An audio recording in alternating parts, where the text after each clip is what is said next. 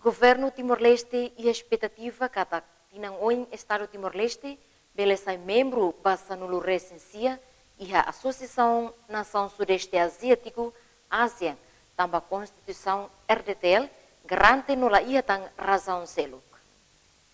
Questão ne hato husi representante governo atual vice-ministro turismo, comércio e indústria Domingos Lopes Antunes ba jornalista Sira hafoin remata sessão apresentação da hulu ho equipa fact finding iha salon auditoria Ministério Finanças terusane. Niadihan iha semana rua bakotuk iha komunidade husi socio-cultural ASEAN mai iha Timor-Leste no sirania missão hotuana. Agora durante semana idane iha missão konaba pilar ekonomia ho di halo levantamento. Semana rua libar.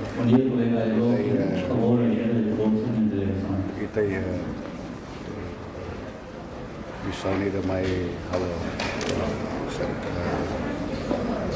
levantamento sila bulu komunitas sociocultural ASEAN que sila halo misalnya itu sila mai halo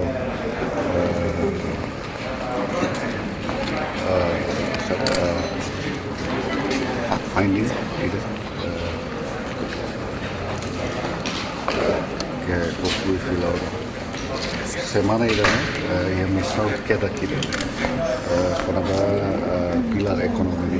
Governante ne argumento Constituição RDTL mus garante Timor-Leste beleona hola parte membro sanulu resingida iha ASEAN.